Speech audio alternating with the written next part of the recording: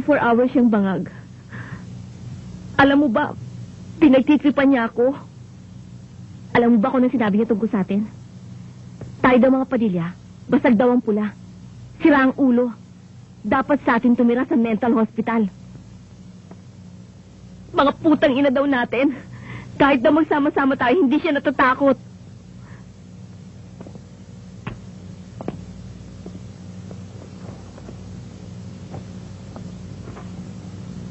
Madaling pumasok sa gulo. Pero mahirap lumabas. Ikaw ba, Sonia? Handa mong hiwalayin si Mando. Tuluyan siya mawala sa'yo. Kaya ko.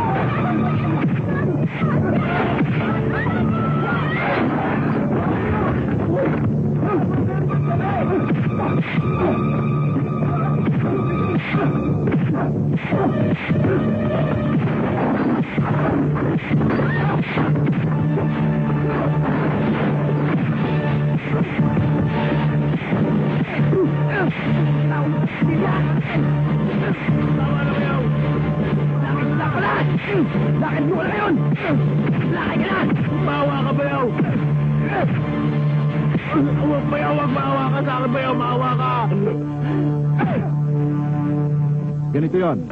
Makinig kayo. Tandaan nyo sana, ang taong may-ari ng Mercedes-Benz ay isang pusakal na maintainer ng gambling at prostitution din.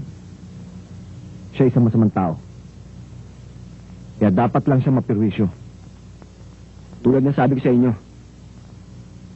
ayoko ng patayan.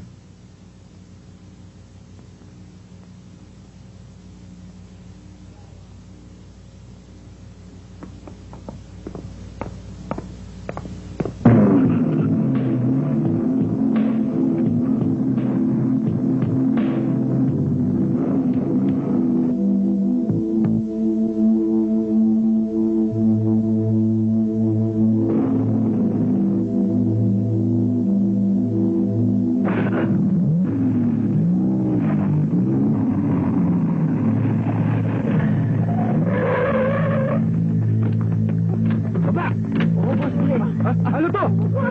Sandali, sandali! Ano ba ito? Alam mo nagawa namin kasalanan? Mama, ano kasalanan ng daddy ko? Ate ko!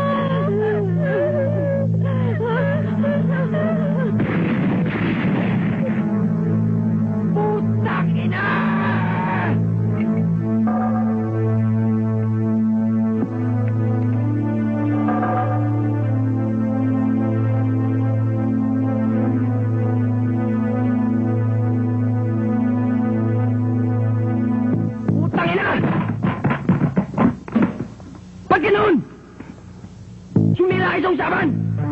Bakit pumatay? Ay! Walang kinalaman yung bata. Wala siyang malay. Pinatay mo.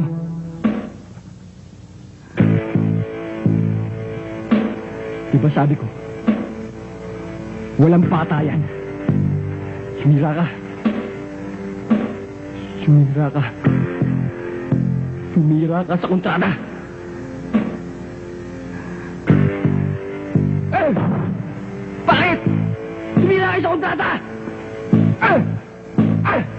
Ay! Pinatay yung driver! Nasa amo mo.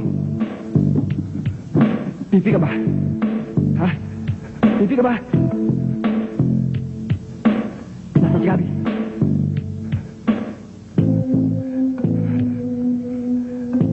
Putang ina mo! Gusto kong makausap yung halimaw na yan! Ha?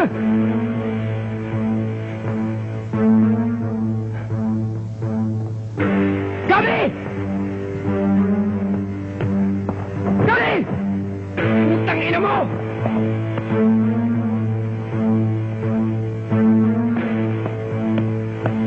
Putang ina!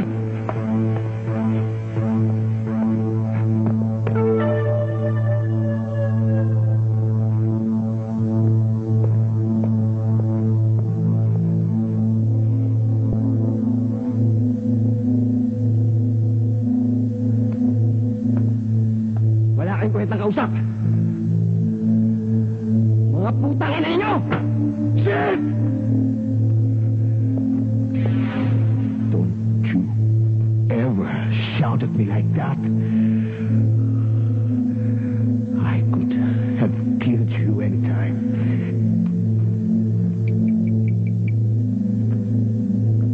Alam ko na nangyari. Walang choice si Sage. Nagipit kayo. Alam mo, Randy, sa trabahong ito, dalawang bagay lang pwede mangyari. Ang pumatay ka, umapatay ka. Kapag nahuli ka, sabit ang grupo. Ganun kasimple lang yun, Randy. Kung hindi pa naintindihan yun, kung hindi pa naunawaan yun, gago ka. Walang utang. Ang dumi ng trabaho nyo. Walang diskarte.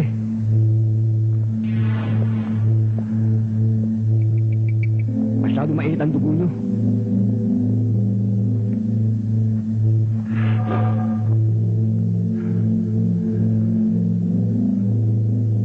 Nakakalimutan kong nakakilala ko kayo. Kumakalas na ako sa grupo.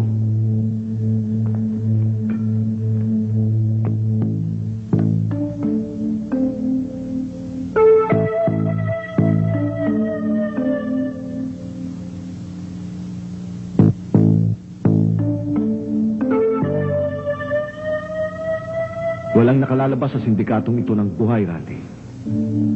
Wala.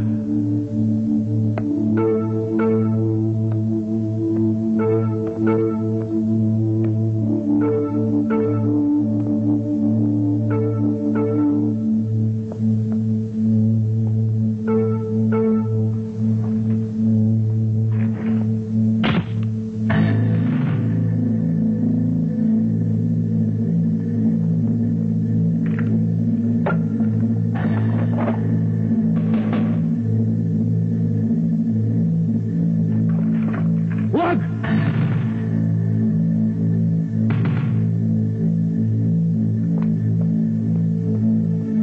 Bakit nandito tayo?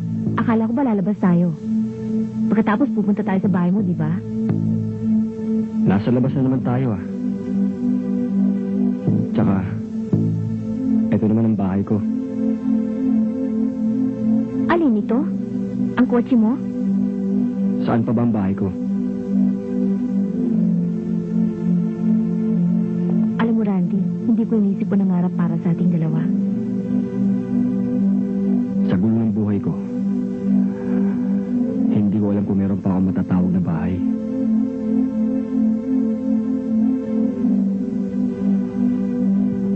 Huwag ka nang kang mahiya sa akin. Wala kang dapat ikahiya. Naiintindihan kita.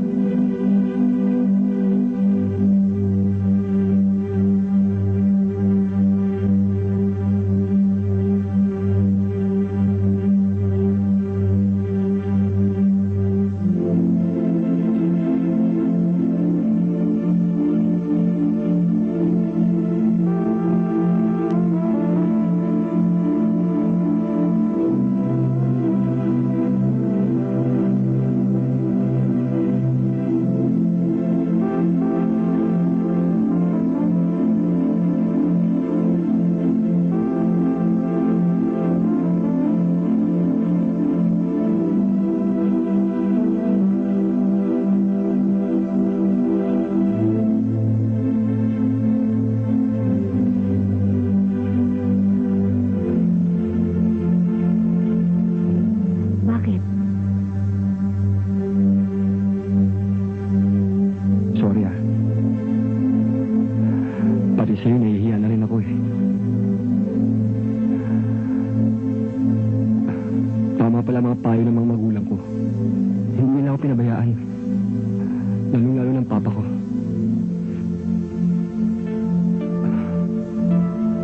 Ang daming nasira sa buhay ko. Ang daming nagulo. Gusto mo umpisa uli.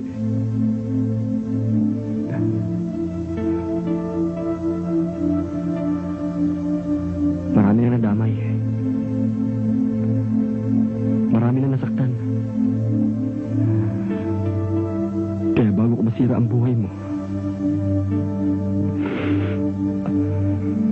mabuti pa siguro eh. Lumayo muna ako. Aalis muna ako.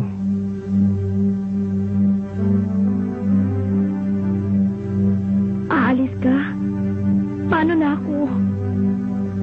Paano na tayong dalawa?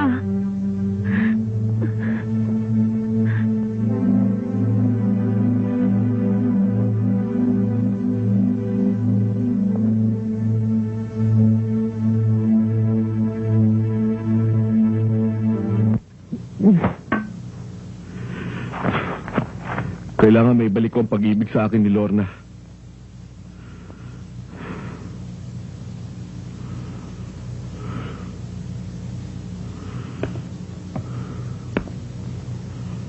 Pupuntahan ko siya.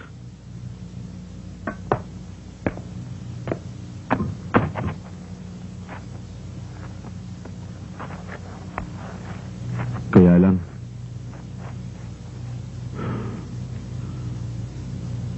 ngayon lang ako nagkaroon ng lakas ng loob para aminin sa sarili ko. Kailangan ko si Lorna.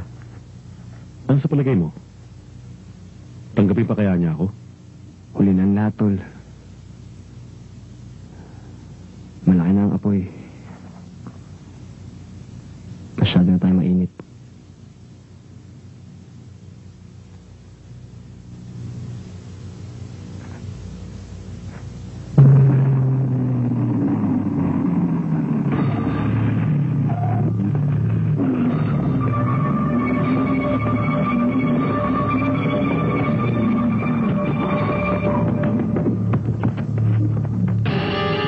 Huwag niyong ubusin ang pasensya ko. Ayoko mangulit. Simple lang gusto malaman ni Boss Gabi.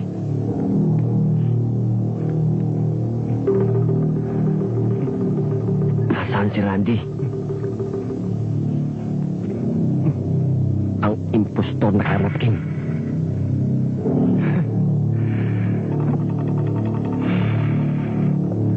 Ambisyosa din ang boss niyo. Pero inyo, gusto pang agawan ng trono ang boss ko. Ha? Ikaw, kailan ba si Boss Gabi?